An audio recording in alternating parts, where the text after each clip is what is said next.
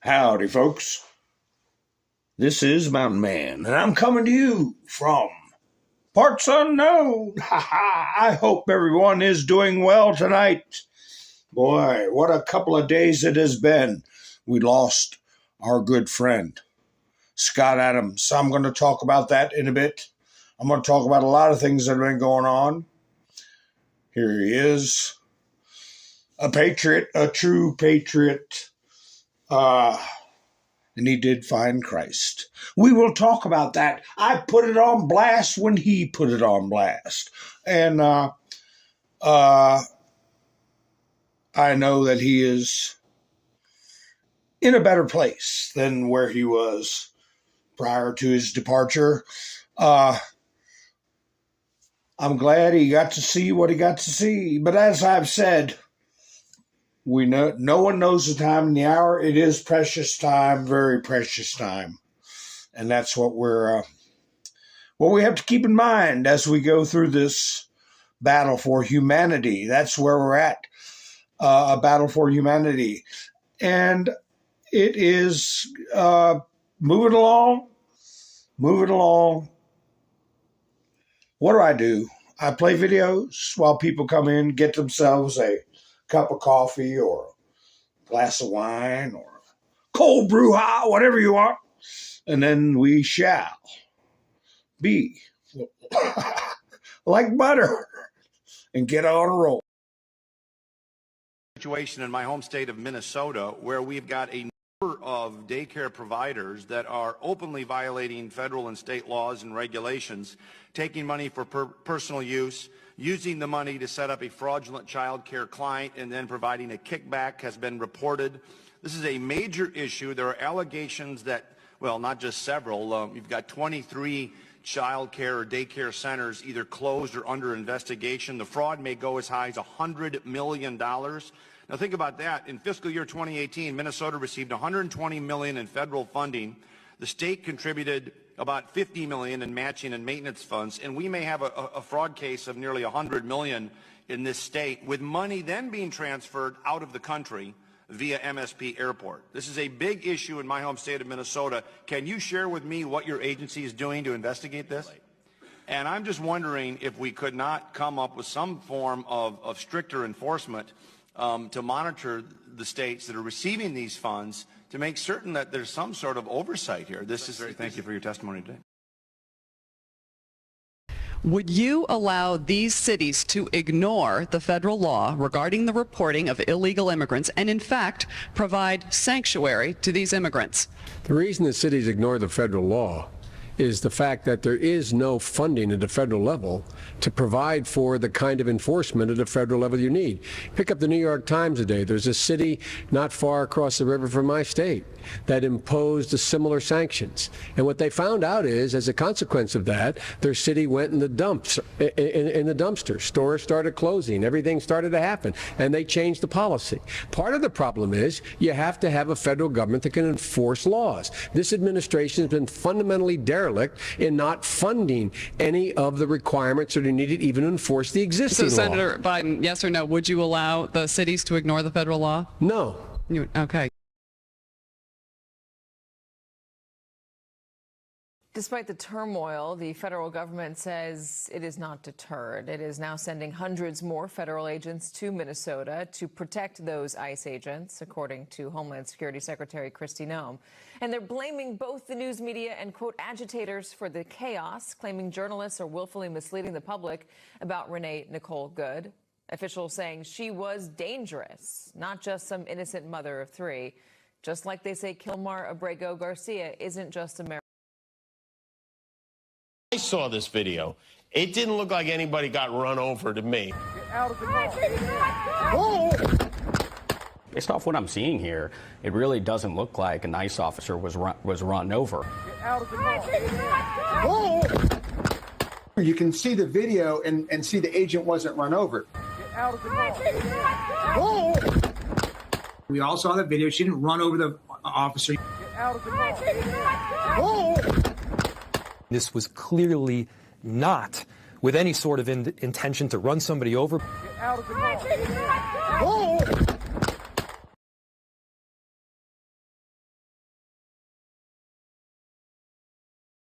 storm's on. Yes, sir. I'm wondering what storm you're talking about. They have unsuccessfully tried to take down the wrong person. And he's absolutely going to come back with full vengeance the next time around. Now think about what 4 years of a retribution presidency might look like. Our Constitution really does give the president tremendous power to destroy. This will be something we could never have imagined. Now the gloves are off. Payback time. Some of Trump's close political allies told him they are working on figuring out the identities of the FBI and DOJ staff and forming lists. I will direct a completely overhauled DOJ to investigate every radical DA and HE in America for their illegal, racist enforcement of the law. If the deep state is destroying our nation, but the tables must turn and we will quickly destroy the deep state. We know where the bodies are buried. There are a lot of people out there that have done some very, very evil things, very bad things, I would say treasonous things against our country. People that have done such harm to our country. I've been looking at them for a long time. He could order the investigation and prosecution of individuals who he perceives as enemies. Put them all in jail where they belong. You gotta get tough and smart, and you have to fight fire with fire. You can't allow this to go on.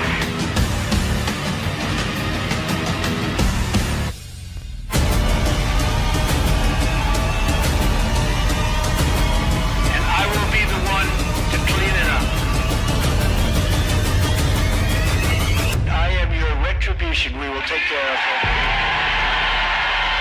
We will take care of it.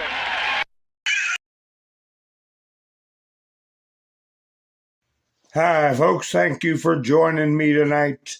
I appreciate you all coming aboard. And I didn't broadcast last night. And, of course, as always, things have been happening at breakneck speed. What do they call it? Trump time. I was going to put in my thumbnail, Trump finger, because he gave somebody the finger.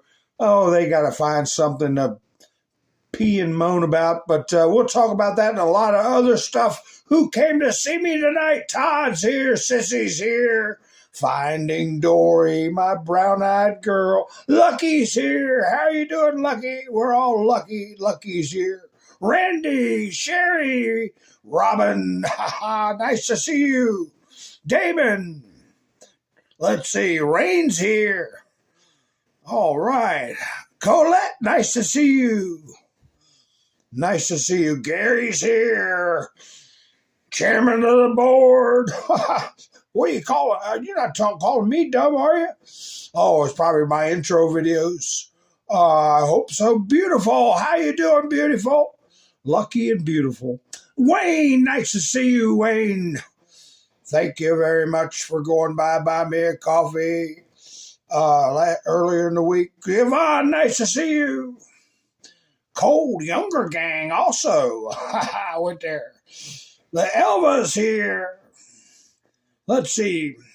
What's wrong, Damon? How come I can't get back up to listen to something I couldn't hear? I don't know. Mountain's here, but hopefully you can hear me good now. How come my screen's frozen? Oh, all right, there we go. All right, nice to see you all. Thank you for coming in tonight. And do me a favor and podge that thumbs up button.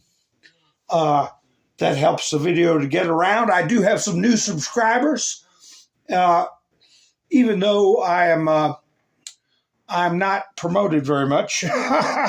But, maybe people don't like me, except my friends here tonight. I don't know. Hi, Rebecca Fish. Nice to meet you. Tammy's here. All right. Hi, Tammy. Okay, I see Kim's here. Younger.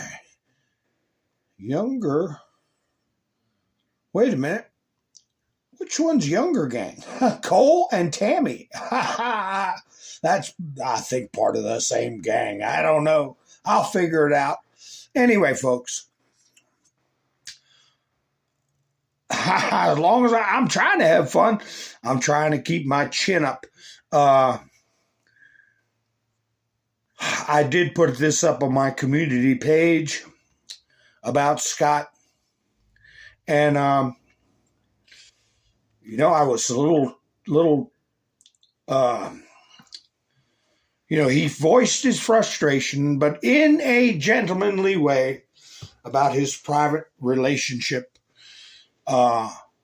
with Jesus Christ. And the day he passed, a young lady went on his channel and read his last message to all of us, really. And very early in that message, I took pains to make sure I got the words exactly right. He said, I accept Jesus Christ as my Lord and Savior and look forward to spending eternity with him. So when he put it on blast, I put it on blast. So I am, you know, right up until his last day, you know, I was hoping he would have a little rally. I was, you know, glad to see him smiling and glad to see him with his friends. I watched some of his earlier broadcasts. He had like Greg Gutfeld on there and Jack Posobiec and a lot of other people. And it was a good experience for him. And I'm glad he was able to do that. So we'll be referencing him as the broadcast goes on. Hi, Sherry. Nice to see you. Pappy, nice to see you. Mr. Kibler, nice to see you. All right, everybody's rolling in. All right. So anyway, we'll carry on with the broadcast. One falls, another rises. Who said that? Who said that? One falls, another rises. That was what I was going to put in my thumbnail. I was going to put this in my thumbnail and say, one fall. Digital soldiers. One falls, another rises. And you know, who's going to take Scott Adams' place? You know, Doug TenNapel. I was thinking Doug TenNapel, Doug in Exile, many of you are familiar with him. I thought to myself, you know what? He's got the same kind of cerebral approach, you know, except he incorporates the word a little bit more than Scott did. And I thought, well, he's going to be starting to take off now. People are going to go to him. Maybe he'll do more live streams. And then only after I thought of that, I said, wait, they're both comic artists. They both did comic strips, you know. So maybe it's something in that profession that gives people the gift of reaching out to people. We'll see how it goes. So anyway, yeah, we had some nasty business about that. Lives at TikTok put this up. People just changed the author to People Staff because Victoria Edel couldn't handle the backlash. This disgusting headline was written by Victoria Edel. Feel free to let her know what you think. She's tagged. So, yeah, she put in there, Scott Adams, disgraced Dilbert creator, dies at 68 and says he made racist comments. And, you know, he didn't make a racist comment. He got canceled. This is the person who wrote the article, by the way. Here's the picture. Here, a better picture of her right here. A delicate flower of the left. There you go. Heat in the winter, shade in the summer. But anyway, yeah, there was a couple of nasty things coming out from mainstream media and the Washington Post. But that's all right because they got their little bit of kick in the head today. They got raided. They got raided by the feds for being engaged in the leak of the Venezuelan operation. I have a clip of Donald J. Trump referring to that, and an article I'll look at here. Is this it? Is this the one? I got two clips from me. He's wearing a golden tie. Silver hit $90, I heard. I don't know. I didn't get a chance to check it. But anyway, I'm not sure if this is a clip or not. I got two clips from Donald Trump. Let's see which one. What finger is he sticking out? Oh, it's pointer finger. That's okay. The leaker has been found and is in jail right now. And that's the leaker on Venezuela. A very bad leaker. So there could be some others, and we'll let you know about that. We're out on their trail. But the leaker has been found, and the leaker's in jail. And will probably be in jail for a long time. Let's see what happens. That's what happens. You end up in jail for a long time. So I got an article that says what the creep's name is. And I got some footage, speaking of creeps, of more of these ICE agents. And I'll go ahead and play some of this stuff. But I tell you, they're running out of steam. And they're running out of money. And also, what is being discussed is exactly what I've been saying. That these people are opening themselves up to lawsuits. And I've said libel laws are very powerful.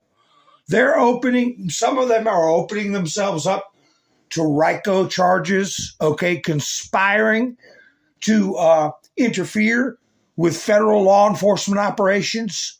There should be a lot of them going to jail over that. Many of them have been slandering and libeling. Well, of course, with Trump and Trump's supporters, they've been doing it for years. But we're getting down to individuals who hopefully will have to deal with the consequences of both of those issues.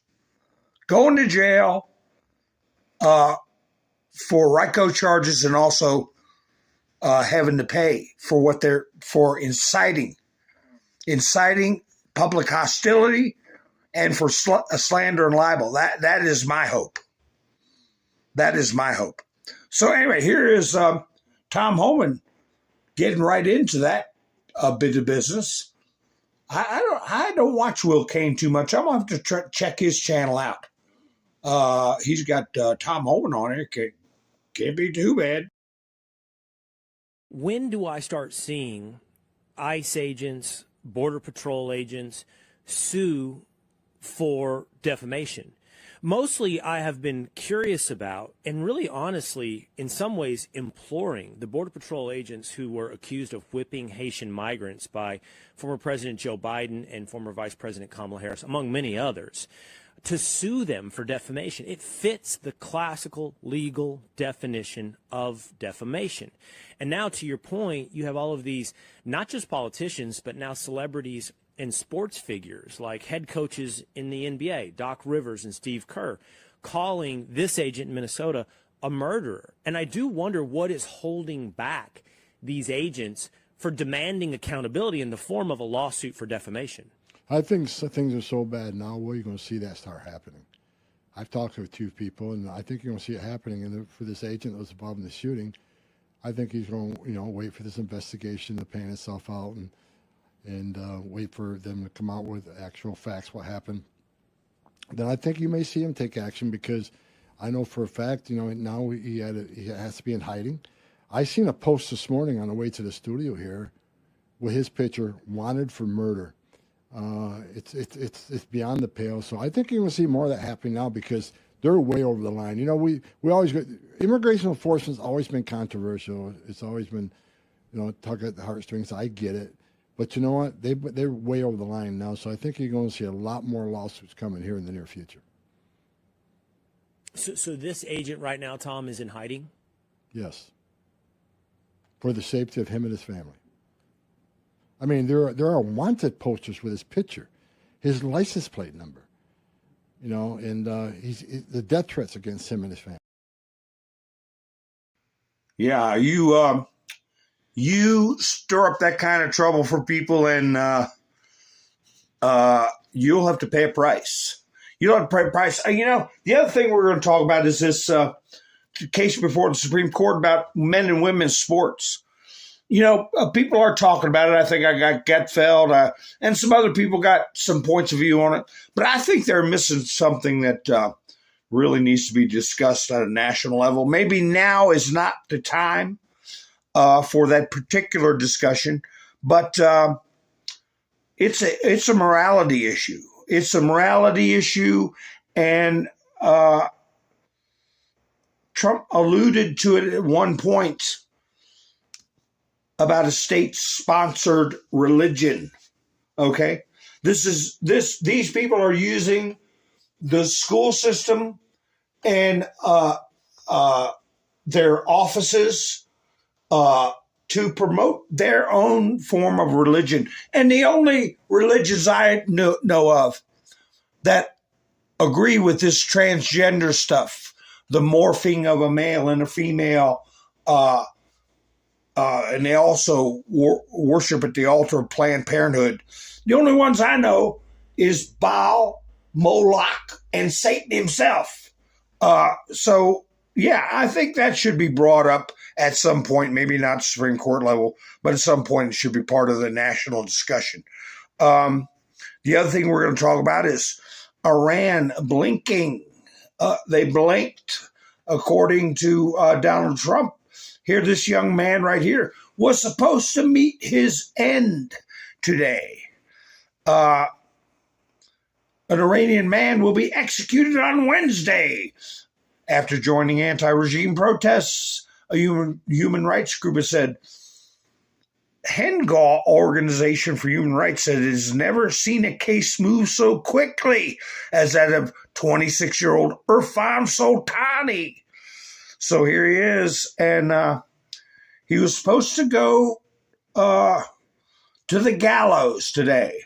But according to Trump, let me see here. Let's see the second clip from Trump.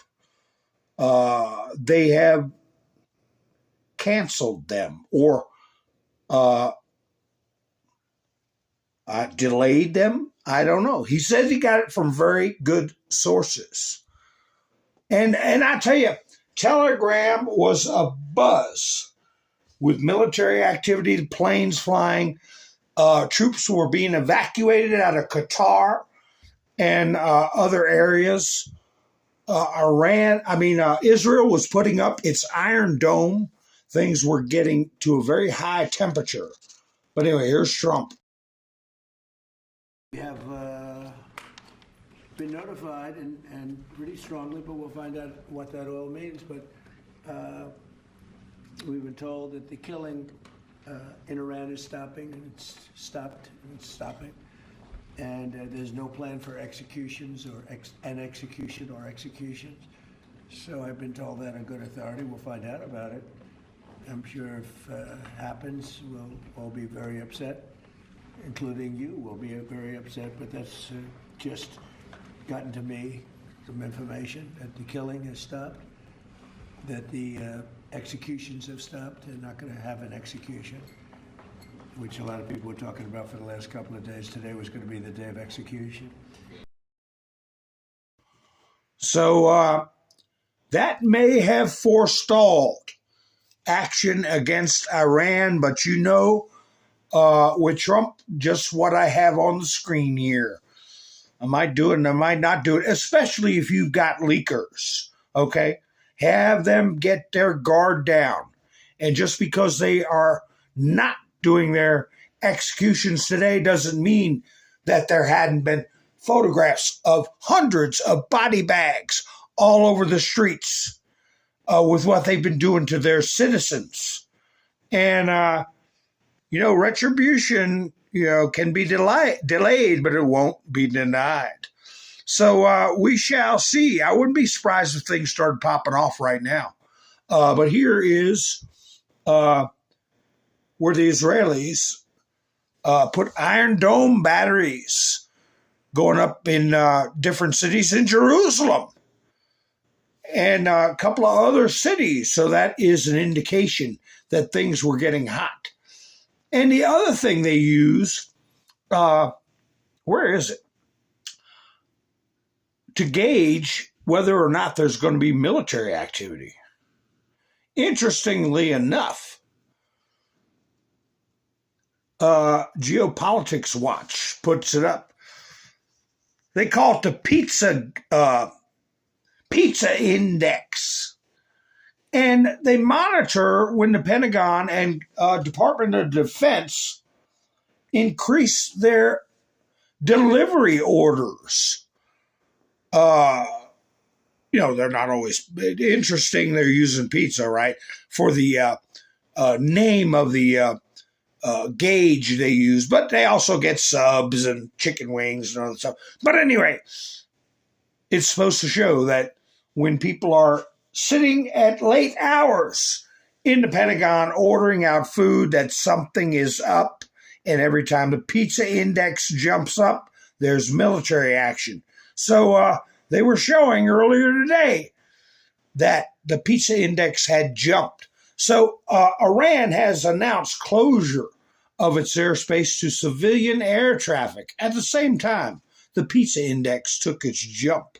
So people were expecting, they closed the airspace over Iran and Iraq, over the city of Baghdad, but then later the whole country, not just Baghdad, the whole area seems to be clear. So this stuff was going on. They even show here more and more diversions from Iranian airspace or aircraft assuming a holding pattern.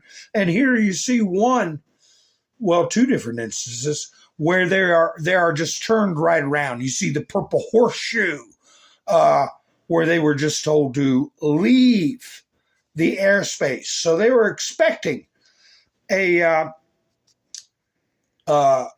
action to happen today. And, who knows, after this Venezuela leaker, Trump might have ordered pizza for everybody just to make it look like the index was going to scare the hell out of them. You never know. I mean, we're talking life and death. Talking life and death. What is this one? Let me see. This is Bahrain. Let me see what's going on here. Royal flights are also evacuating one of the U.S.-operated facilities in the Persian Gulf, ISA Air Base, where are located P-8A Poseidon we see daily in the area. So Trump apparently is not taking any chances with our service people in case of retaliatory strikes. So, but, it seems like he's thrown a bucket of cold water on it with his announcement of the delay in the executions. This is the kind of stuff that was popping up, every 15 minutes. I didn't get all of it. New Iranian fighter jets are airborne. This is from Middle East Spectator. It was at 5:58 this evening. And again, whoa, wait a minute. What's this? Breaking. The U.S. is moving a carrier strike group from the South China Sea to the CENTCOM area of responsibility. From the South China Sea, that would be Charles Flynn, right? Mike Flynn's brother. So things were definitely heating up. And as I say, I wouldn't be surprised if you all hear anything, verified action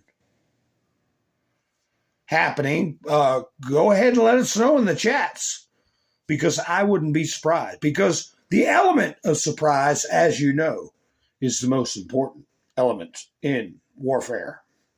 So what's this? Breaking. Iran officially issues a NOTAM, whatever that is, closing its airspace to all civilian air traffic.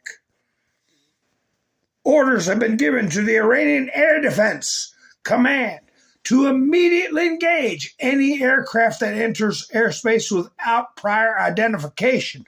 Airspace has been cleared to avoid misidentifications and make this easier.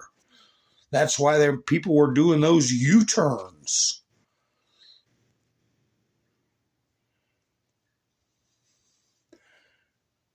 Let's see what's going on in chat.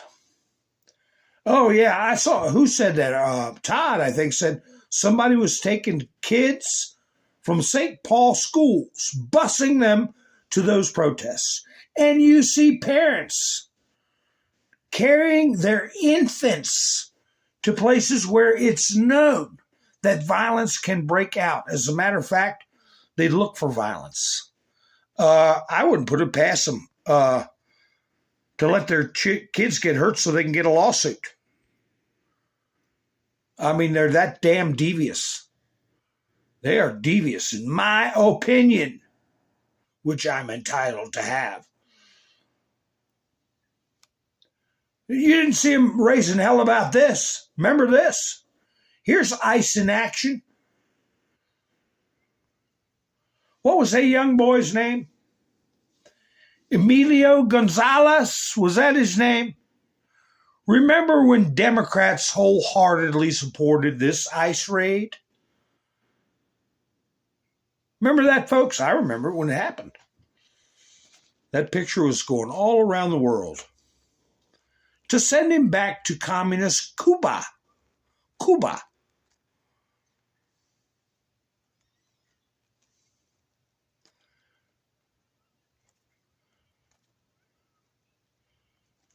His name was Alien. Felix said, wow, isn't that something? Hi, Stanton. How you doing? I meant to say hi to Stanton. Who else did I leave out? Let's see. Stanton's here. Mark. How you doing, Mark? Nice to see you. So anyway, we've got these hedonists. A lot of it's emanating, as many of you know, from Europe. Pushing forward this transgender crapola. But anyway, I'm going to put this up. Rudy Giuliani, he's the only one talking this way. He's the only one talking this way. And this is about the Iran situation. The appearance of Fox News, of the unemployed heir of the last Iranian dictator who had initiated the savage secret police, the Savak, built the very prisons of terror being used by the Islamic regime and stole at least as much, is a tragic reminder of our prior American mistakes. So that's interesting commentary from Rudy Giuliani, something to keep in the back of your mind.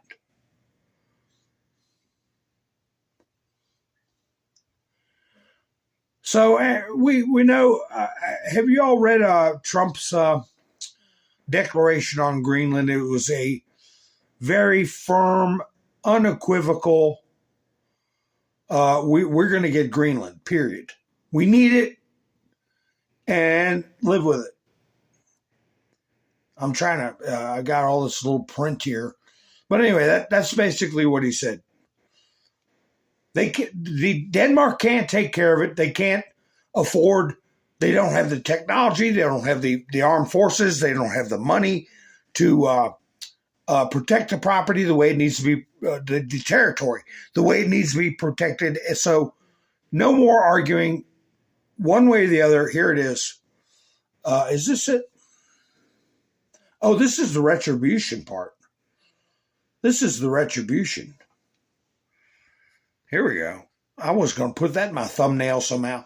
I didn't want to put the one of them putting his middle finger up, but hey, we're getting at a point where with some of these lefties, you just might as well give them the finger. Just get on with your life, and let them go crazy. Who cares?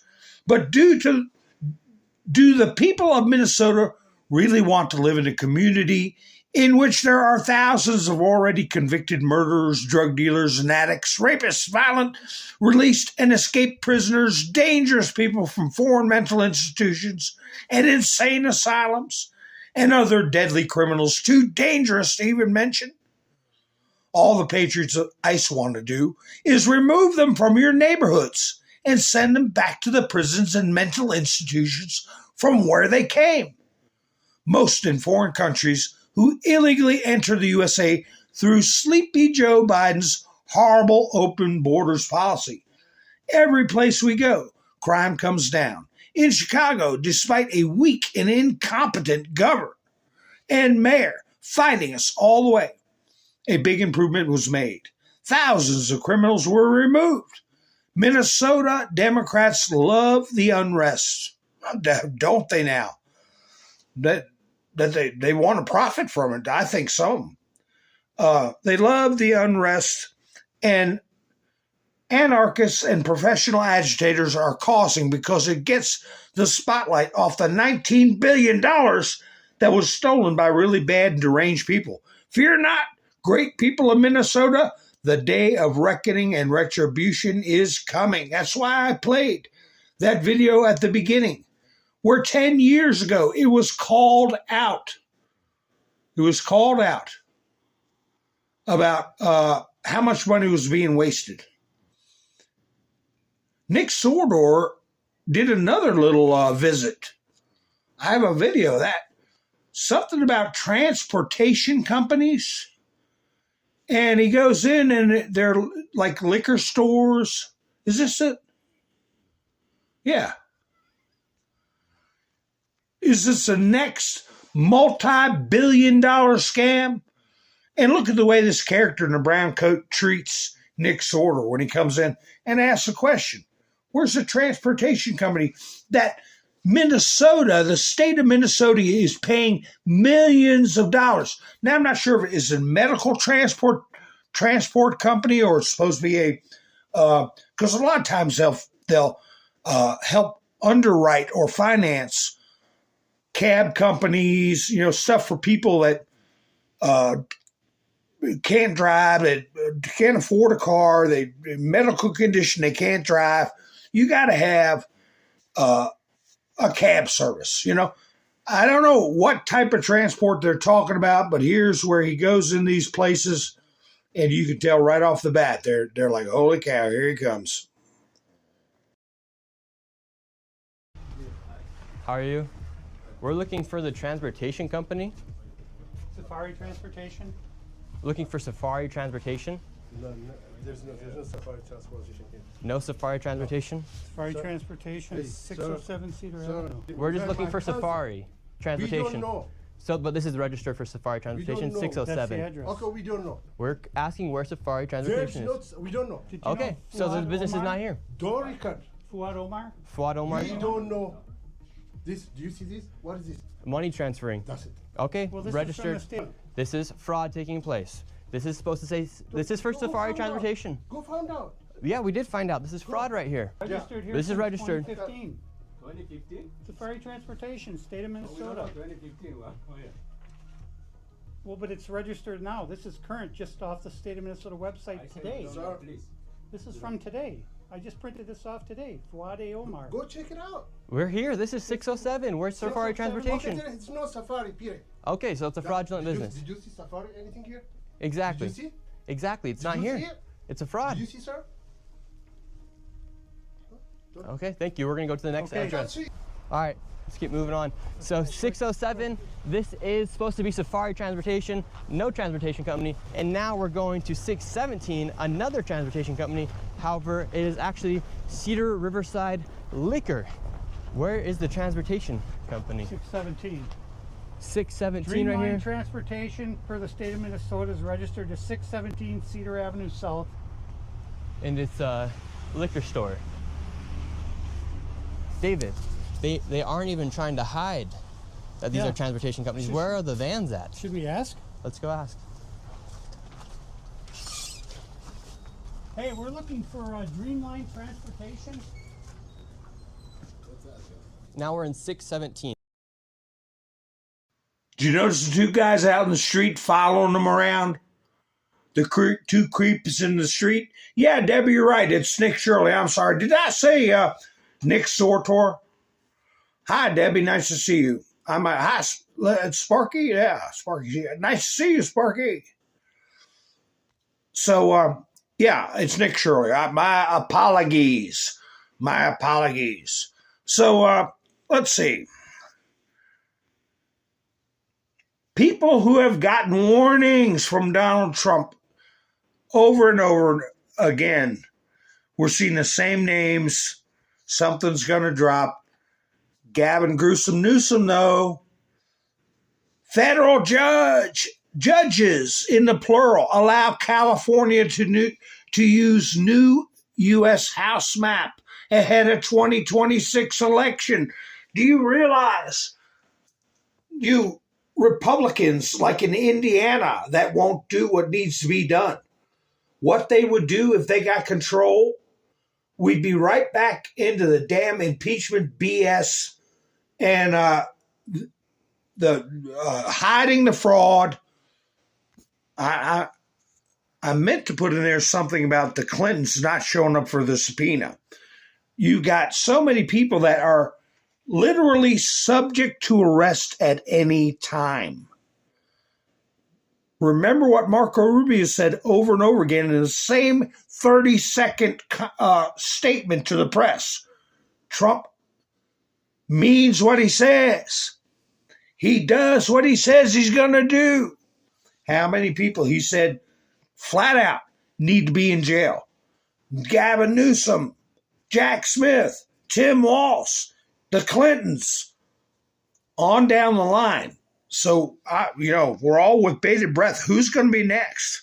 These people that are financing these, might as well say, uprisings. Look here. Christina Aguaya put this up. This is from their handbook, right here. Each D arrest. There you see it. They call it a D arrest. Training people how to disrupt law enforcement. Each D arrest is a shaking off, which is to say each one is a micro intifada. Using terminology Hamas uses, Antifa uses, which are both designated terror groups, by the way, which can spread and inspire others until we may finally shake off the noxious ruling order altogether. I'll show you the rest of it in a minute. But Christina Aguaya put up, Minnesota Ice Watch, which Renee Good belonged to, trains anti-ICE agitators to assault law enforcement, swarm, pressure, and open their vehicle doors to help migrants escape. Is this the training that woman who lost her life got? Is there culpability, liability? Is this a conspiracy? Damn straight. They describe each DRS as a micro-intifada. Intifada. Good. The 37-year-old who was shot and killed when she allegedly tried to run over an ICE agent with her SUV was a member of the anti-ICE group. Good got involved through her child's social justice-oriented charter school. A charter school. Are they getting federal funding? She had been stalking ICE agents throughout the day, following them to multiple locations before positioning her SUV to block their path. Authorities say her actions were part of a coordinated effort by Minnesota Ice Watch. Coordinated, conspiring, dedicated to fighting against ICE agents and police.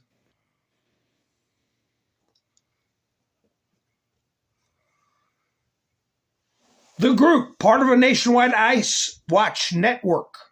Nationwide. Interstate conspiracy has come under fire for fueling a 3,000% surge in assault on ICE agents over the past year.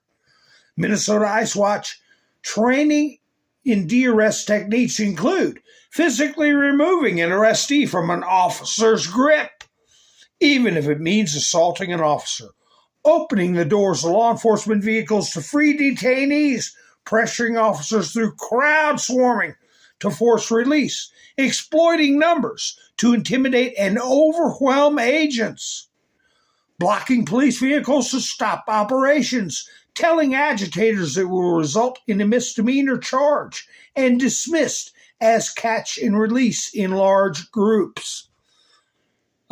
If you have recordings of that, these people can be arrested on RICO charges and serve a lot of time in jail. So somebody got their little pamphlet, work pamphlet or whatever you call it, and it shows them techniques on how to pull. Now look at this picture up here. You see the fist in the air?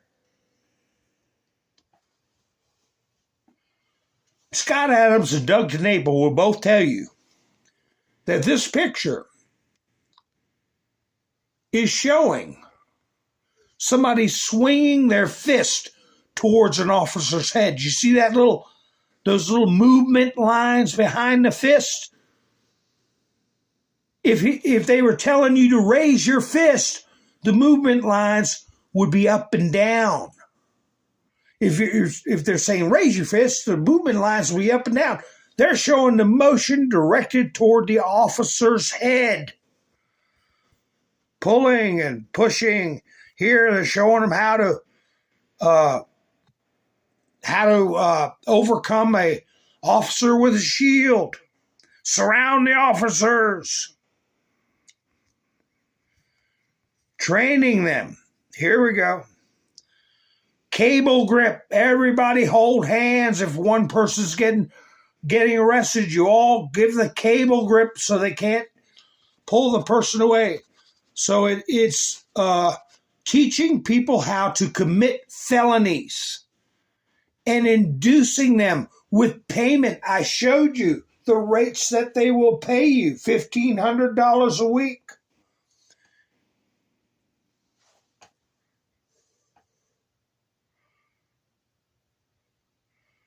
I'm just looking at the chats real quick.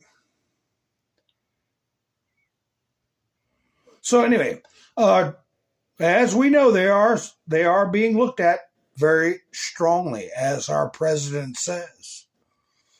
Anyway, let me see. I had an interview. You know, there's one person that's lucky they're alive. If I can find it. There's one person that's lucky they're alive because they rammed vehicles, 2 vehicles. Well, of course, it was disclosed today that the agent that got hit had internal bleeding. They don't know what the hell to do about that. What to do with their damn rhetoric and narrative. But I think this is it. This person here. Let me see. Yeah, here it is. Shocking video show illegal trying to ram agents with their car. They didn't try. They did. He did ram them. And they fuss his face out for some reason. And then Sean Hannity does an interview with somebody. I'll play it for you in a second. But they had every right to use their firearms, and they didn't do it. But I believe if he hadn't opened his door, that somebody would put a stop to it. Whoa, whoa, whoa! Texas plates. Come out of the car. Come out of the car. Come out of the car. Open the window. Yo, he's in proceedings. He's good to go. Let me get my plate. Lower the window. Watch out behind you. Watch out. Holy. Watch out in front of you. Watch out in front. Get out of the car. Get out of the car.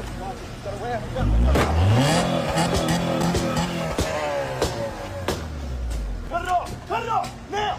Cut it off. Turn off the car. Cut the car off. Cut off. Come out of the car. Come out of the car. Come out. Now. Now. Now. Now. Now.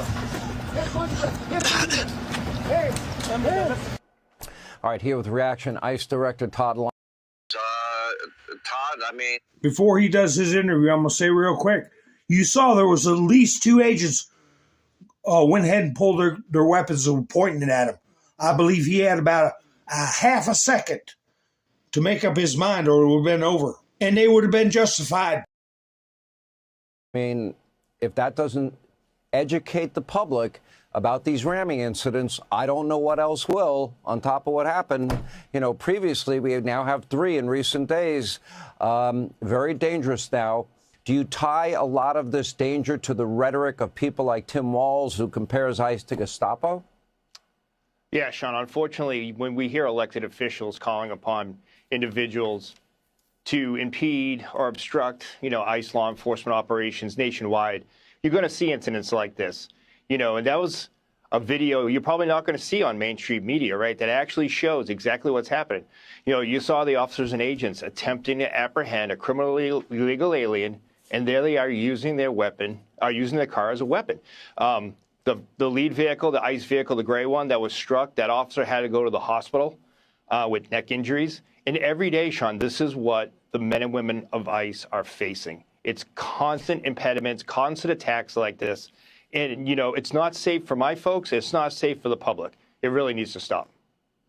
What do you make of these groups that have instructions on how to confront and basically fight with ICE agents? They call it a micro-antifada, and I can go into all the details of it. I'm sure you're closely aware of it.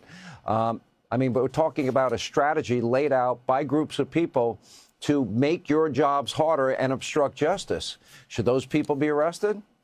100%, Sean. Any law enforcement officer will tell you, it's a constitutional right, go out there and protest. But when you have organized criminal gangs, which these are, that are organizing these groups to, again, impede or obstruct law enforcement operations, lawful law enforcement agents, enacting the laws that Congress has written, that's a criminal act. And I will tell you that Homeland Security investigations, my folks, the FBI, we're investigating these, and people are going to be held accountable, because you can't organize groups to go out and impede law enforcement. It's a criminal act, and we have to act swiftly to cause this from spreading. Do you have a response to Philadelphia's DA threatening to prosecute ICE agents, which, by the way, is not constitutional? But putting that aside, do you have a response for that DA? Sean, what I'll say is the men and women of ICE, the men and women of ERO, the men and women of HSI, they're not committing any crimes. So he doesn't have to worry about arresting any of my folks, because what we're doing is we're enforcing the law. We are out there every day making this nation and his city safe again. So he shouldn't worry about the men and women of ICE. What he should worry about is the sanctuary policies that have these criminal aliens go back into his neighborhoods and commit heinous crimes like fentanyl trafficking, human trafficking, rape of a child. He should focus on those and let law enforcement do law enforcement work. All right, Director Lyons, thank you. So anyway, you heard him say it. Them organizing this stuff is a criminal act. And abundant evidence, but hey, we might as well get them all. Get as many as we can. Whoever is behind it, whoever's financing it, who is ever handing out pamphlets. All of them. That's why I said Greenland. We get Greenland and we put our American CCOT. Okay, 65,000 beds. If they can do it in El Salvador. How big is El Salvador? The size of I don't know what state, maybe Georgia. I don't know how big it is. Venezuela. El Salvador. If they can put up 2 CCOTs. Okay, we sure can have one, and I'll put it up there in Greenland. Go ahead and escape. Try to run away. Okay, get your dog sled lined up. So anyway, maybe that'll come to pass. I don't know, but we know where the blame lies. And here's Gutfeld. I didn't play his. He gave a little video I was going to play yesterday, day before yesterday. But anyway, here's Gutfeld. He let him go ahead and talk. I might interrupt it. We'll see how it goes. When I hear these few stories about people being pulled from cars, I don't care. Because the people that are reporting on this have no credibility, because they never bothered to report a single case. of the thousands of violent felons, criminals captured and deported by ICE. Maybe if you showed a little fair and balanced reporting on the stuff that was going on before, the murderers, the rapists, and also to Jesse's point, the ones that are released, then we might, I don't know, respect your opinion, but we don't. Number two, there's no vast operation that can be perfect. And you wouldn't have needed a vast operation if you hadn't opened the border and let in 10 million people in the last 4 years. You want to know why the training is truncated? Figure it out. We needed more ICE agents because there were 10 million people in here. We needed to shorten the training. That's on you, okay?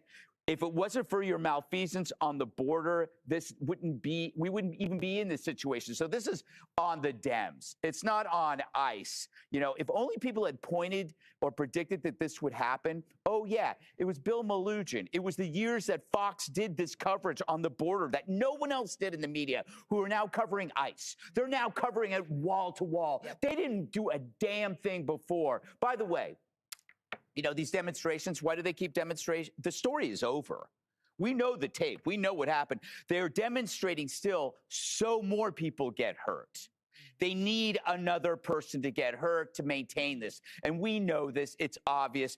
The groups that train the agitators tell them to make themselves indistinguishable from real people when the shit goes down. So you get caught in a bad situation. Suddenly, I'm going to the doctor. I'm dropping off my kids. What does that do? That increases the risk to actual real people who might be caught at the wrong place at the wrong time. And no doubt that can happen in a vast operation. But cops don't know that. So who's confusing the police? Is it the police? Is it the legitimate people trying to get to work? No, it's the people deliberately trying to create the chaos.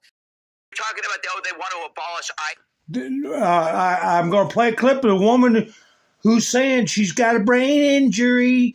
I don't have the prior footage, but she's clearly interfering with the operation, and they yank her out of the car. She cries. She's got a brain injury. I just interject that part of a conspiracy, if you conspire to commit a crime, rob a jewelry store, whatever, and somebody loses their life, you're guilty. You're guilty of murder. Well, we only meant to rob a jewelry store, or we only meant to interfere with ICE agents. We didn't mean for somebody to die. It don't matter. All of you are guilty. So he's pointing out that they're sucking people in, low IQ people, into getting involved with little cover stories and crap. But anyway, I'll let it keep going. ICE, the reason why they're taking away this statement is because they know what's the next step. All right, you guys want to abolish ICE. What do you guys want to do? They haven't thought of that. They don't have an answer. So they realize that makes them look even dumber because, by the way, these are professional freelance agitators. They just got fresh off because they have a truce in Israel, at Gaza. This was the next thing. And Kellyanne made a great point. There's quite a difference that party and pigment makes. You know, under Obama, they treated ICE with respect. Look at how they're deporting these criminals. Now they call them the Gestapo, which is so strange because if they really actually believed they were the Gestapo, would they be running in front of them and challenging them to things? No, they wouldn't. So there's some dishonesty there. The great tragedy of the Democratic Party is there are many things that they cherished, which is science, mental health care, safe streets, civil order, border. They all cared for this. Women's rights. None of that stuff has changed, but they have. Why? Because they're not in power. They all hate this stuff. It's a great point about the media. I remember asking Bill Malugin sometimes, like, are there any other reporters down there today? Not at all. And now they care. Nope, can't find us. Now they care. It goes back to Whipgate. They didn't care about the border until they thought they had a border agent. Yep. And they just went crazy. And then they realized they were wrong. They walked away. Well, he's talking about a lot of things there, but the media deciding what to cover and not to cover, and the Democrats jumping from issue to issue. I sit here and see in every video I watch that has something to do with politics, there are commenters in there that say, this is nice, but what about those files? Whatever they'll do a comment and they'll say, now let's have the Epstein files. All these, not all of them, a lot of people in comments get paid like 60 cents a comment when they put that crap in. So the deep state is spending literally billions of dollars in an effort to stop Trump. Because what Trump is doing is going to shake up the world financially. We're talking trillions of dollars that should be in our pockets. That's going out, that he's going to put a stop to. And so they're going to pull out all the stops. And why didn't Bill Clinton show up for his subpoena? Why isn't the news talking about that? They want stuff on Epstein. They want information about Epstein Island. Why in the hell didn't Bill Clinton show up? He's subject to arrest. Well, I'll play Comer in a minute, but yeah, but like Gutfeld said, the Democrats were fine with Obama deporting people. They go with the cause du jour. And here's Bovino. He's talking about the Democrats used to help us. They used to help ICE. Now, what's going on? Why the change? Sure, Will. Thanks for having me. It's good to see you. You know, 30 years ago, back in the 90s and early 2000s, Will, we worked together. And that was from the president all the way down to those state and local law enforcement agencies. We worked together. It was almost a coalition to keep communities safe. I could rely on a state and local agency to advise me or notify me if there was a criminal, illegal alien anywhere in their jurisdiction. That was anywhere, anytime. Contrast that, Will, with what's happening now, say here in Minneapolis, is we have to go out there and find those individuals ourselves, because that cooperation in those sanctuary jurisdictions, which President Trump and Secretary Inome have outlined time and time again, those sanctuary jurisdictions refuse to do that. The contrast is absolutely amazing. And also, Will, take a look at those jurisdictions that do cooperate with us, i.e. Louisiana. We always go back to Louisiana. We just got back from Louisiana. The cooperation we received there in Louisiana was fantastic. And we got done what we needed to get done there in New Orleans and the state of Louisiana with almost zero violence. What he's talking about is hard evidence that the leadership of the state is the cause of this human suffering, loss of life, okay, rampant law breaking. And that's what he's saying. He's saying we got proof. We got proof that things work. Yeah, money laundering. Yeah, how many Debbies we got? Where's that picture I had? I was going to put up. I mean, there's so many different pictures you can put up that really encapsulate what's going on. Oh, this guy. Let me, since I got him on the screen, in my eyeball sight. Director Timothy Busfeld turns himself into New Mexico authorities after being sought on child S3X abuse charges. Who reported this? CNN. Enemy of the people. Why are you going through all those words? Timothy Busfeld arrested, incarcerated, okay, for abusing children. 3,000 miles away, they kicked the door into his house and raided his home. The people he is accused of violating were 7 years old, and the other one was 8 or 9, and now they're I think 8 and 11 or something. I'm not sure. They are young, very young.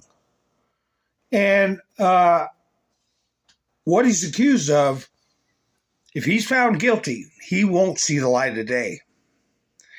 And there's another case that popped up on my radar that we're going to be seeing a lot more of, because people are tuning in to the modus operandi of these freaks. Let me find it. This guy was out of Washington State.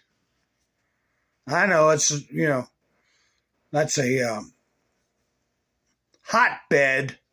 Oh, here's the picture I was looking for money laundering. Here they are.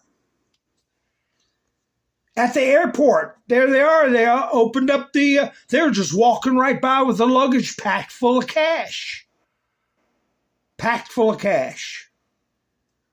Let me get the studio back about find this guy. This guy, what are we going to do with this guy? He's another one. If he's found guilty, let me find him. Holy cow. Where did he go? I'll pull him up in a minute. Anyway, bear with me, folks. I'll find him. He was in charge of the local fire department, real popular with the kids, everybody's favorite person, and he gets himself to be close enough to people where he can babysit their children, and he even filmed himself. So they have his phone, and we're talking tweens and younger. Oh, gosh, I want to show you a picture. He's a creep. Well, I've got so many things in the studio, and time is flying by. It only seems like I've been up for 15 minutes. Here he is. Law and Crime, if you all want to see it. Look at that jerk. He's posing with the mascot for the fire department, Sparky. No offense to my Sparky in the chats, by the way. Miss Mendersoo, how are you doing? Roland, nice to see you. Fire chief recorded. Child S3. Now, see, Law and Crime Network can put that word up without changing it. I can't, because they're a big channel. And they're lawyers, so YouTube isn't going to mess with them. But anyway, he had it on his phone. He was doing it for years. Again, the same age range as the creep I just had up, that Hollywood director. I got his mugshot in here somewhere. I'll put his mugshot up in a minute. But same MO. Same MO where, how many people have you heard about in the past, maybe not in your community, but you've read stories about where they involve themselves in children's activities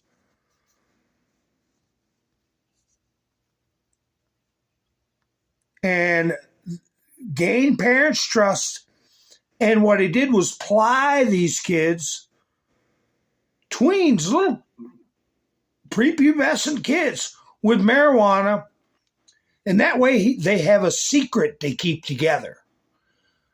That's what these people need, is to let the kid feel that they have a secret together. So anyway, he's another one that'll never see the light of day. And while he is serving his time, he's going to be one miserable SOB. And that's what we want to see more. That's a good candidate for the Greenland Seacot. Here's a lefty. This is what I'm talking about. Give him the finger. Don't be afraid of them anymore. Employers, get rid of these people. This is some guy named Jonathan Perk. UCLA just fired me. Director of Race and Equity.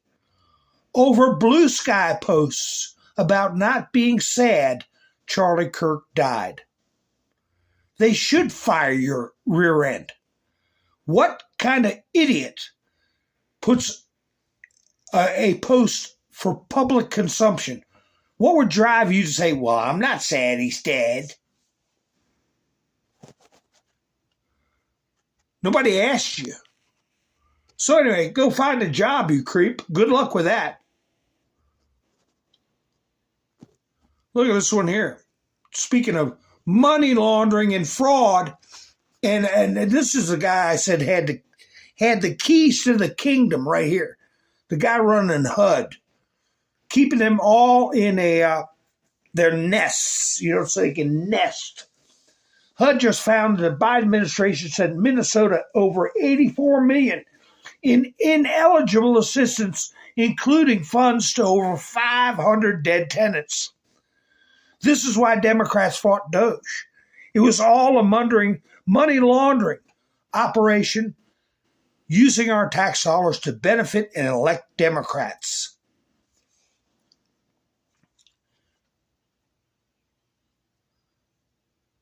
I think it's more than that. When they figure out, just like I was saying, when they figure out who is claiming that they don't have a spouse, they don't have typically a husband or a significant male other in the household, they're single mothers, help me with my rent, and they really have the man living in the house. That is rampant. That's been going on for ages, and it's rampant. But somehow they're getting the money you're seeing on the screen being laundered. They're getting it right from the damn bank. I mean, right from the government straight to Somalia. Oh, here you go. Check these lawyers out for conspiracy too. Who's that? George Floyd? Yeah, George Kirby. I'm sorry. I got that mixed up. I had something else to say about the other picture. But anyway, Renee Good's family has retained attorneys from Chicago-based law firm Romanucci and Blandon, which represented George Floyd's family following his death in 2020. The firm said in a statement that Good's family wants to honor her life with progress toward a kinder and more civil America. By being trained how to go out and break the law. That's why I was saying to impound the GoFundMe. Impound the GoFundMe. You should not profit from criminal activity. Here's that idiot, Jacob Frey. What a weasel. Oh, my goodness, where'd it go? Come on back. That's when you say you're telling somebody back up the truck. Come on back, come on back. But anyway, creepy Jacob Frey. He's not going to go on Fox News too many more times.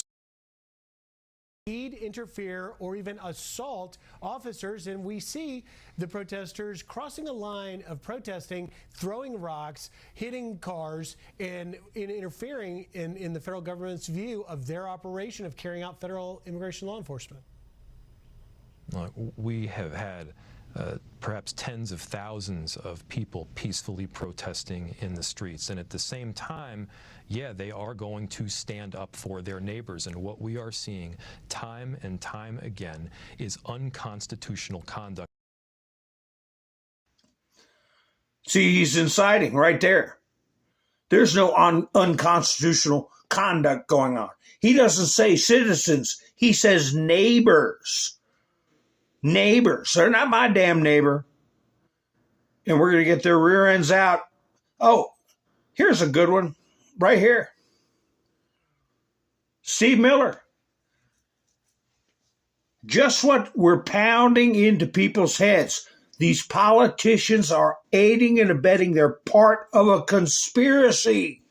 Especially when Donald Trump declared with the Venezuelans that it's a predatory incursion of our lands. To all ICE officers, you have federal immunity in the conduct of your duties. And anybody who lays a hand on you or tries to stop you or tries to obstruct you is committing a felony. You have immunity to perform your duties, and no one, no city official, no state official, no illegal alien, no leftist agitator or domestic insurrectionist can prevent you from fulfilling your legal obligations and duties. And the Department of Justice has made clear that if officials cross that line into obstruction, into criminal conspiracy, against the United States or against ICE officers, then they will face justice. There you go. That's the key word, magic word of the day. Conspiracy. They will face justice.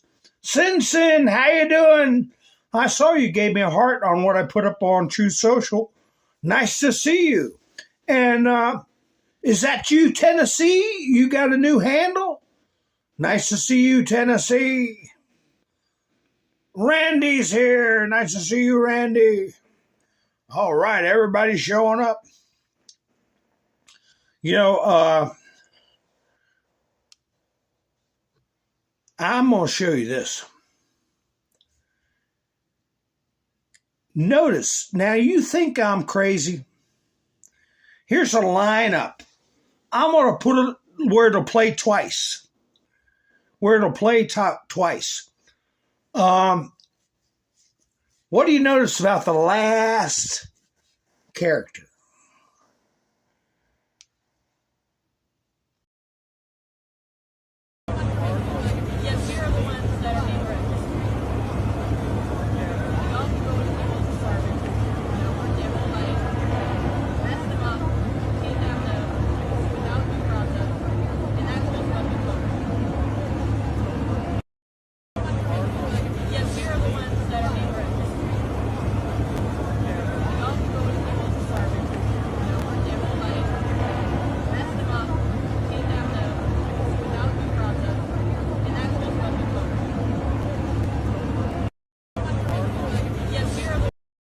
Did y'all catch it? I'm sure you all caught it.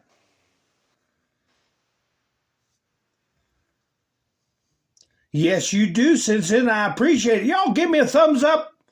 Let's stop right where he's at. Make sure you give me a thumbs up. The video helps the video get around. Right there.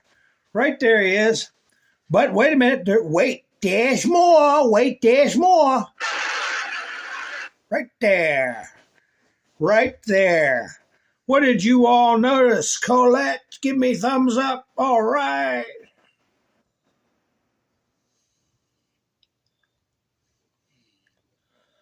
All right. What y'all notice? I'll tell you what we saw. Yeah, gas mask. Why didn't they yank that gas mask off his face? Who arrests somebody and lets them... Whoops. Who arrests somebody and lets them keep a mask on? Why didn't they yank it off?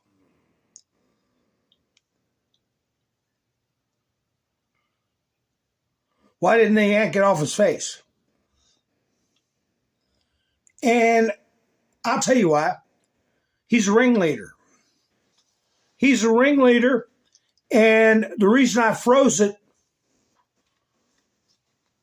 is because another ringleader came in and blocked the camera. That's the only reason he did, was to block the camera. They're covering for each other. These two both are organizers. You know, that's why they need me to start analyzing some of these tapes. I'm sure somebody's caught on to it. But watch how he'll step up and block the camera.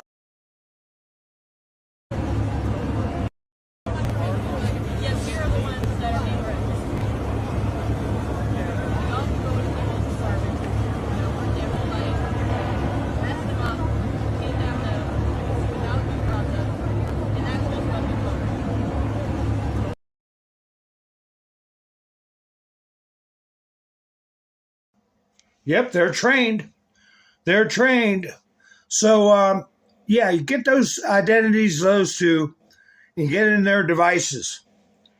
So anyway, what am I want to talk about the hedonists. I want to talk about the hedonists. We got two hedonists at the Supreme Court. I bet you already know who I'm talking about. Ketanji Brown Jackson is a hedonist, and also the wise Latinos, Sonia Sotomayor. Watch. Those will be the only two idiots that say that men can play in women's sports. The only two idiots. Should I play that video? I will play this video first. This is a teacher out of Ireland. He was let out of jail. The judge let him out. He was sentenced to, I believe, 10 flipping years because he refuses to call a male student a female student. But anyway, he made a statement upon his release, and he suspects it's a trap. They're going to arrest him probably tomorrow. I have a right to say I cannot call a young boy they. I have a right to do that. I have a right to my Christian belief, as does everyone in this country, but it's not been given to us. Instead, we have this today. This is the same judge who said I'd never get out, no Christmas holidays, no Easter holidays, and now I'm being released, and there's no sense to it at all. It's just another delay. You know, it's putting you out on the street. It's putting you out for putting them in, putting them out again, but no deliverance of right or justice by our courts. And I would say simply today, this is a trap by Judge Cregan. It's a stitch-up, letting me out. Judge Cregan knows well where I will be tomorrow. He knows I'll be at my workplace. He knows I'm employed there, I'm a teacher, that I'm a man of principle and that I do my duty. He's counselling the DAP. He's saying, oh no, this member shouldn't write the affidavit, the other one should. This woman, Geraldine O'Brien, who just a couple of weeks ago, the hearing began, and before it began, she opened her mouth and said, whatever I was told to call a child, I would call the child. That's what she said. That's who was supposed to decide the rights and wrongs of transgenderism, of whether you were supposed to do it, as the judge said. A travesty right there at the very start. But I say simply here today, I'm a man of principle. I'll do my duty. Here we have it again. You know, there are plenty of people in here, I was thinking, dozens of them, who are trying to prepare cases on the edge of a bed. Maybe some, I meet a lot of decent, nice people in here. Sad people, sad cases, sitting on beds in here behind locked doors, maybe trying to get some justice that they didn't get when they had a court hearing. But their cell door is not being opened. You know why? Because it's ridiculous. You don't let people out to get ready for a court case. It's a load of nonsense, this High Court judge saying that. No, he's letting me out for a different reason, because he's caught and he's trying to lay a trap for my feet. But he knows well where I'll be tomorrow. He knows I'll be at my workplace. He knows I'm a man of principle and duty. And he knows that I do have a right to freedom of conscience and to the free profession and practice of religion like every citizen in this country. Yeah. Does Ketanji Brown want to hear this man been thrown in prison? I believe the only reason they let him out is because the Trump administration put a lot of heat on him. But he's bringing up the point that there are other men in that prison sitting behind bars because they will not bend to that insanity. And yeah, Ray Alito was grilling Dopey Ketanji. Do I have that clip? Yeah. Look, no, the lawyer. This is you see that brute on the right? She looks like she could get you in a headlock and give you noogies.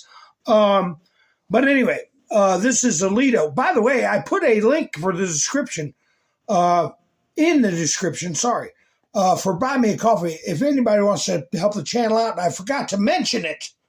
So I put it in again. I put one link in about 5 minutes ago at the 123 mark, because Gary said if I need help, God will provide.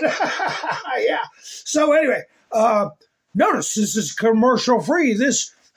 I'm not financed by YouTube or anything else. This is a totally viewer-supported channel. I want to thank Mike and Bev for starting off the week with Buy Me a Coffee. And I am so sorry that you had those hardships. And let's all keep Mike and Bev in our thoughts, because they had a little rash of bad health issues that hopefully are under control.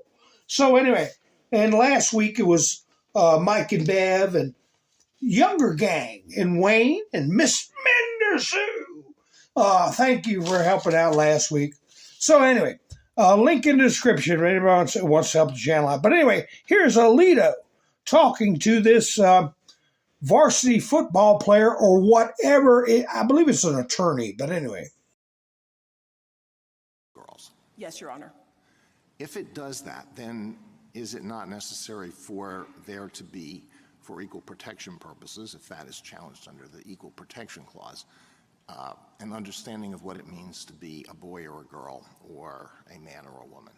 Yes, Your Honor. And what is that definition? For equal protection purposes, what does it mean to be a boy or a girl or a man or a woman?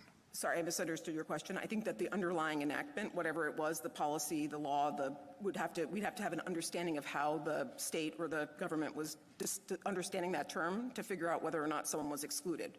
We do not have a definition for the court.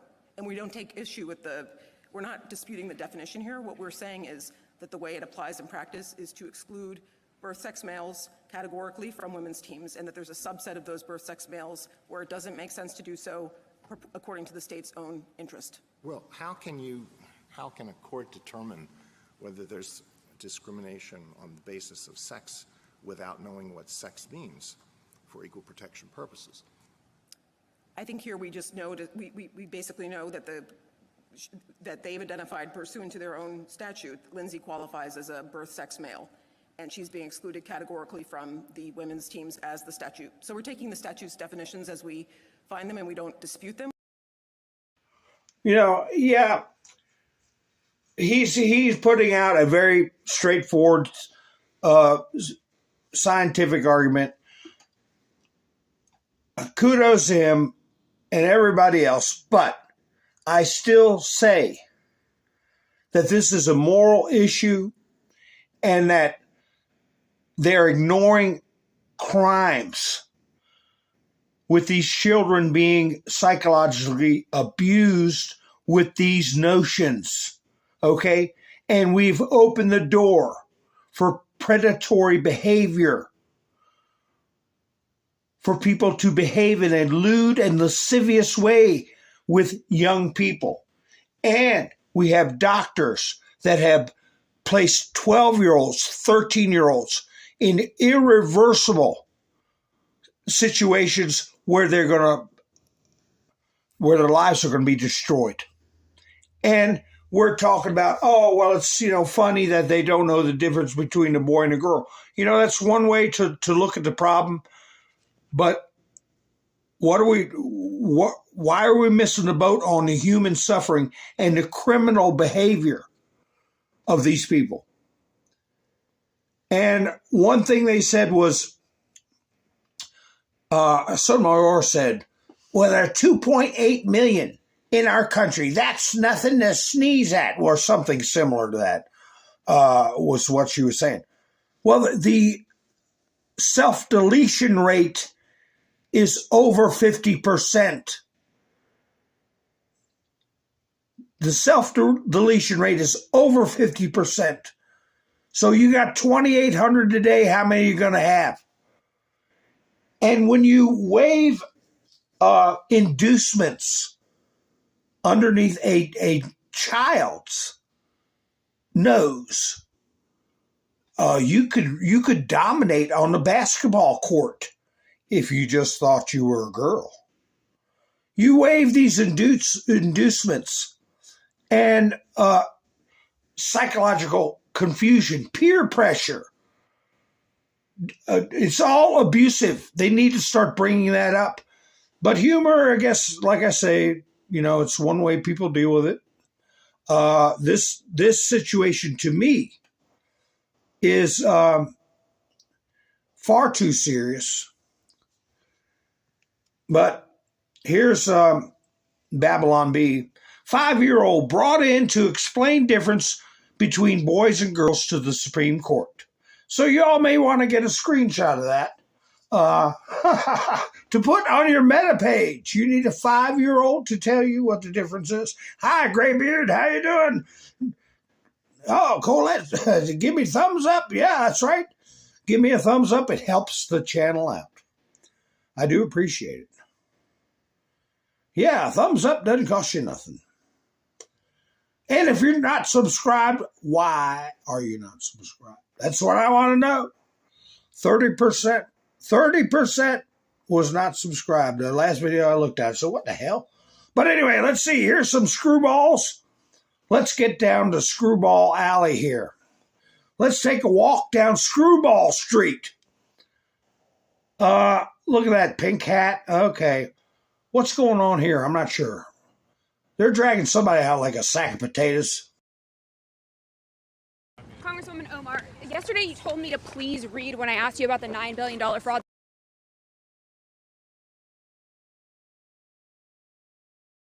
I'm sorry, I thought it was a ICE raid. I wish it was. I wish they were carrying her like a sack of potatoes. But listen to her. She'd been asked a serious question about the fraud. And let me tell you, like I said, they'll eat your lunch and pop the bag in your face when they're finished. Here she is making fun of the reporter and telling the reporter she needs to go to school. Fraud that you denied is happening, but I have it right here. I read. Look, Chairman Comer opens hearing on massive fraud scandal, $9 billion. That's what Comer believes because he's as smart as you are. It's not just Comer. It's Scott Besson. It's federal prosecutors. It's House Oversight. And no it's Minnesota State Reps. You can have that, ma'am. I think you need to get examined because your brain has been fried in some way, and it's not okay. I really hope you get some help. You and the Republicans here. Take care, okay, ma'am?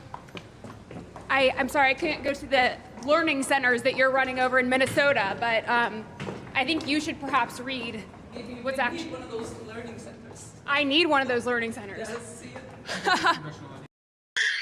I really wish you and the Republicans would get some help. You need some help.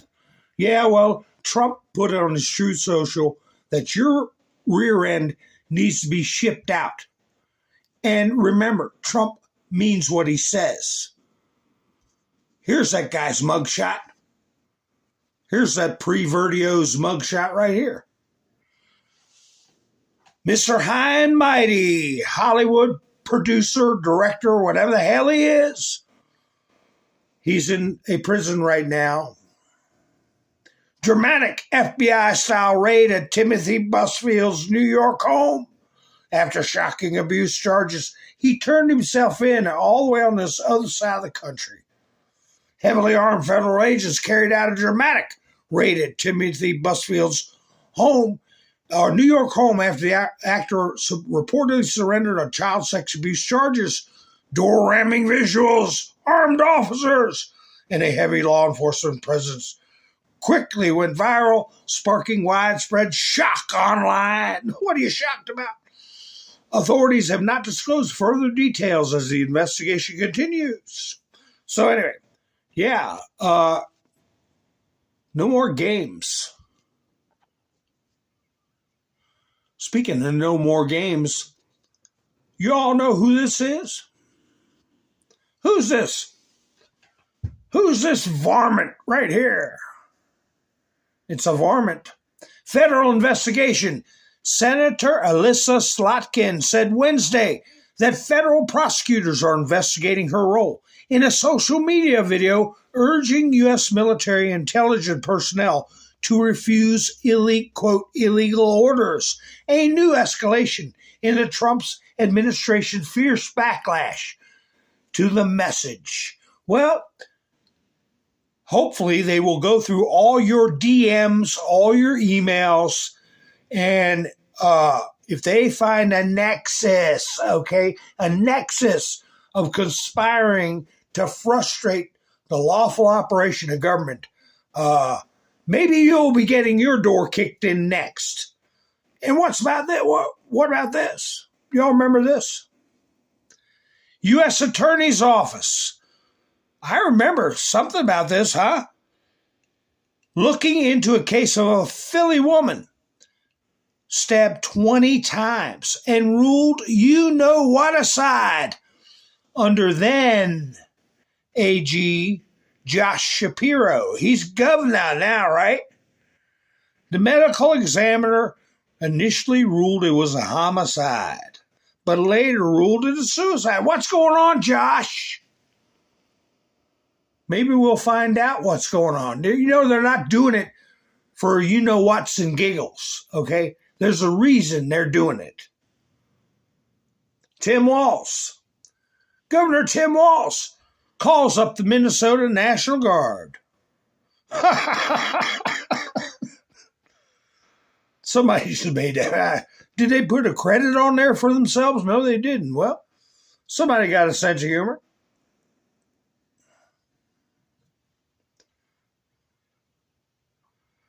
I want to see somebody getting locked up. Oh, here's that woman that said she has a tumor or a brain injury. I didn't get footage of her getting pulled out of her car, but she was told to go, open road in front of her, and they told her half a dozen times, and she wouldn't do it. Now, if your brain is that injured that you can't drive up the street when a cop tells you to go, maybe you shouldn't be operating a motor vehicle. A man being arrested outside the ICE facility in Minneapolis. Authorities say the suspect allegedly struck the...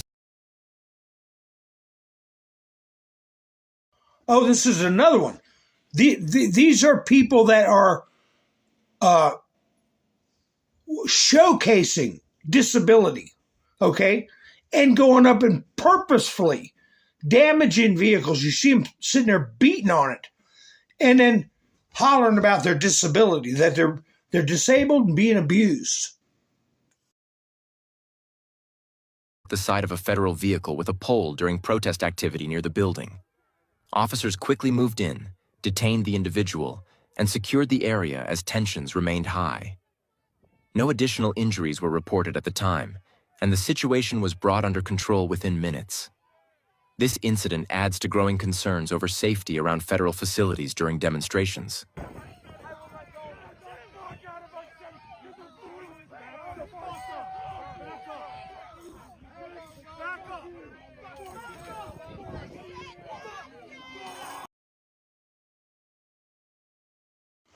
Let me find that one woman said she had a brain injury. Where's she at? I got a brain injury. Here she is. Boy, wouldn't this make a good poster? How to handle these weirdos. I want to move my car. I am disabled. I have a brain injury. Stay back. I am autistic and I have a brain injury. Put me down. I was just trying to get to the doctor and I'm autistic. It takes me a...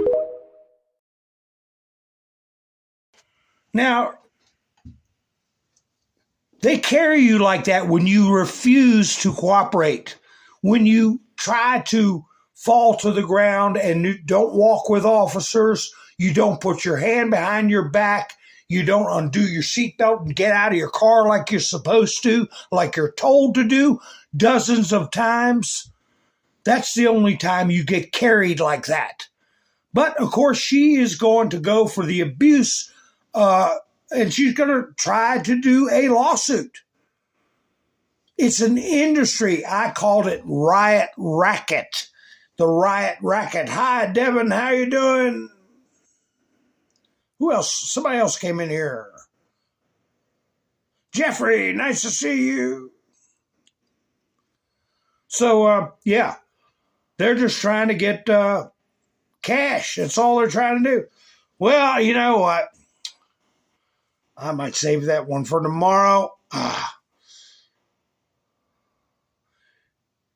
You know, I wanted to go over this stuff with the red line. Denmark saying they put a red line. They have red lines that Trump can't cross. You know, somebody in the chats said that this bunch here, TMZ, was a slippery bunch. You keep an eye on TMZ, and now they were right. TMZ, because here's the way they characterized Trump giving that guy the finger. And they're saying the guy that got the finger got suspended. I think they should fire his ass.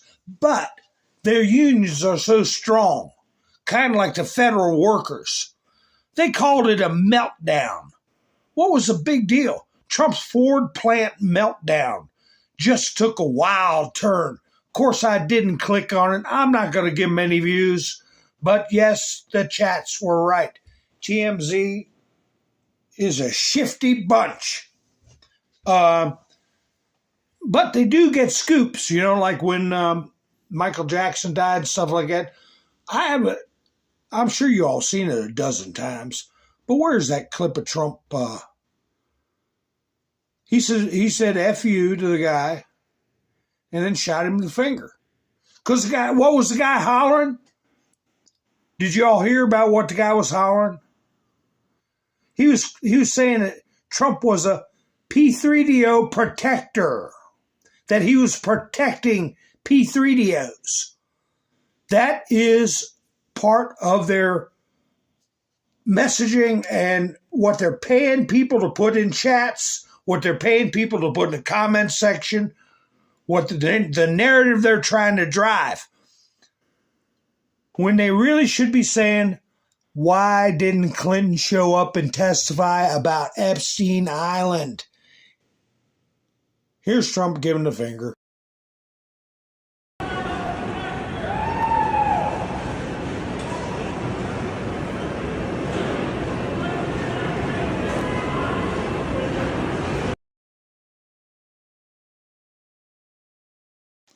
Did that look like a meltdown, TMZ? You clickbait and trash. You know, a lot of it is just clickbait and trash. But, you know, and not only, how come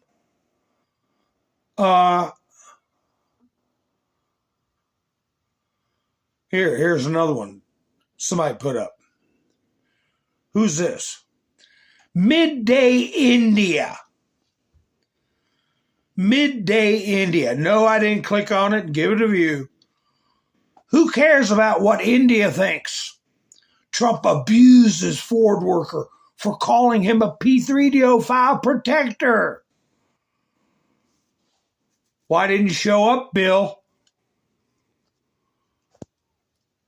Why didn't you show up, Hillary? There's one I want to show you all. Because if we had any kind of a news service,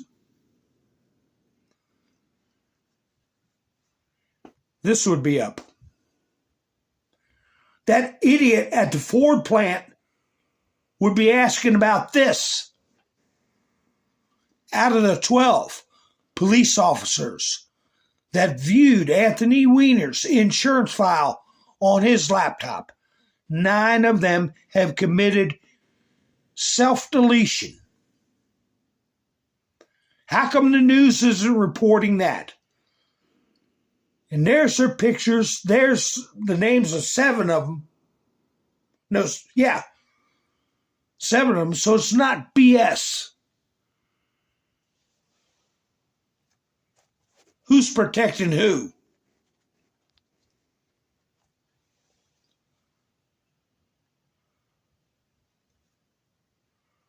Saying, hi, Devin, how you doing? Nice to see you.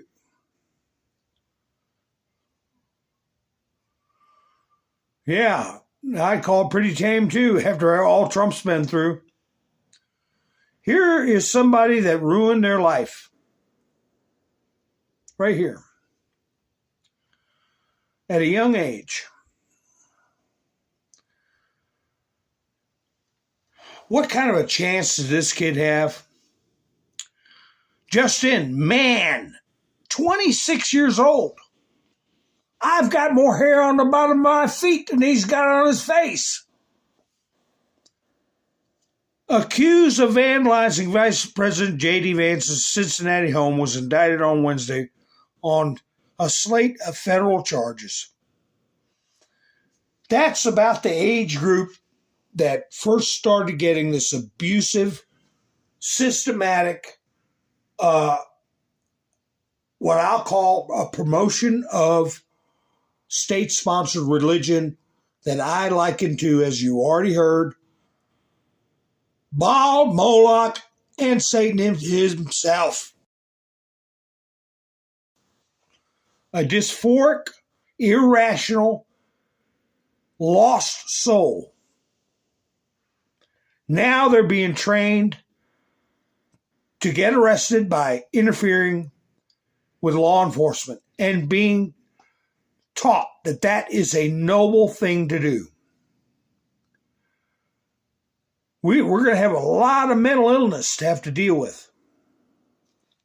A lot of mental illness. Where's that one video I had?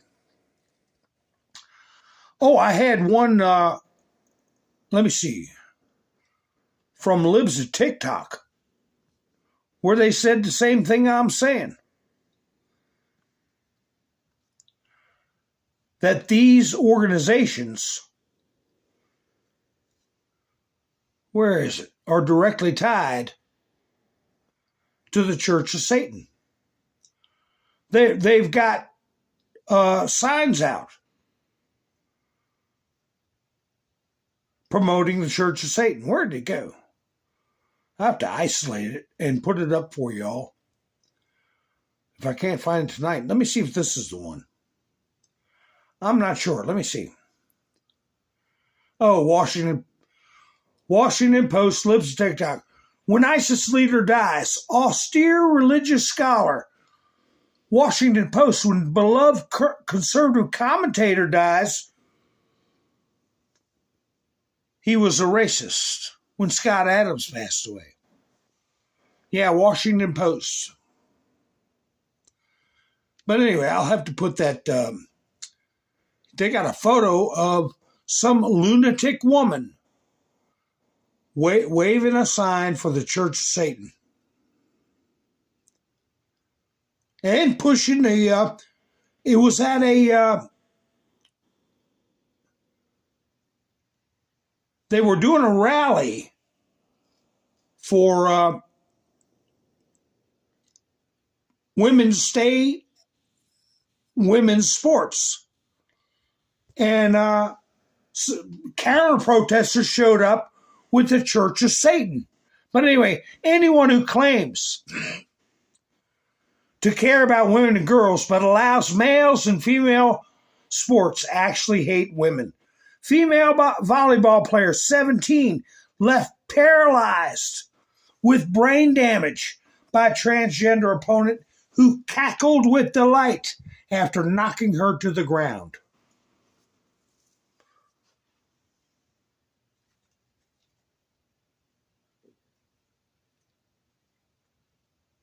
Is this it? Let me see. This might be it. Here we go. Found it. There you go. See the symbol? The satanic circle. There they are. In case you had any doubts, the radical transgender movement is a satanic cult bent on the mutilation of children. Fairfax Warrior Mom. This was taken in front of the Supreme Court rally for women's rights. The counter protesters are actually satanic worshipers. This is a moral question. This isn't a question of science. It's a question of morals and criminality. Abuse of young people. And that's what I was starting off my broadcast saying.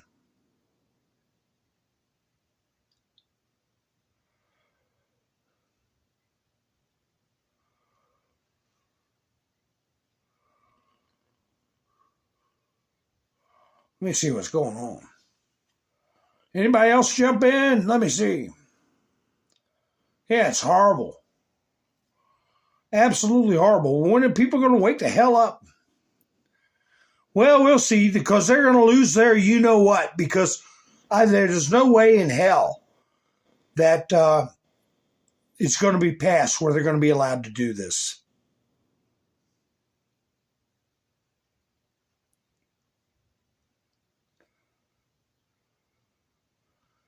So anyway, folks, CBS News, breaking. The ICE agent who fatally shot Renee Good on January 7th in Minneapolis, Jonathan Ross, suffered internal bleeding to the torso following the incident, according to the U.S. officials briefed on his medical condition. You know, when you have a belt on that has different things that you need, your handcuffs, your pepper spray, your taser, maybe an extra pistole or whatever you need, those items, when you get rammed into your body, into your abdomen, you can rupture. You can get herniated. You can rupture your spleen or your liver. There's many things that can happen to you like that from a force like that coming in contact. But anyway, what the poster who put this CBS News report also put up the incident itself, and I will play it just to bookend the video. And I want to thank everybody for coming to see me tonight, and thank you for spending your precious time with me. I do appreciate it. And give me a like. I appreciate it. And once again, I've got a link for the description. Anybody wants to help out with Buy Me a Coffee, I do appreciate it.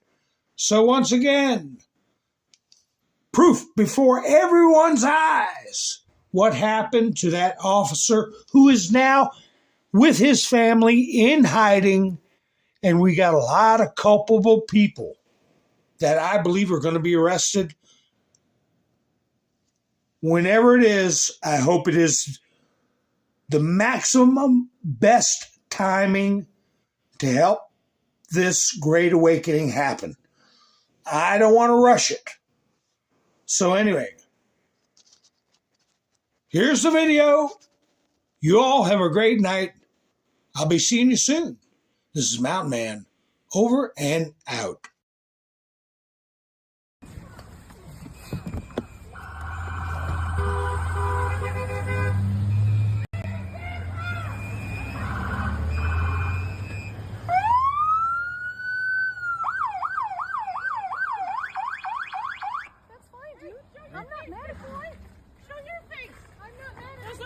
Change our plates every morning, just so you know. It'll be the same plate when you come talk to us later. That's fine. U.S. citizen, former fucking veteran. You want to come at us? You want to come at us? I say go get yourself some lunch, big boy. Go ahead. Out of the car. Get out of the fucking car. Get out of the car. All right,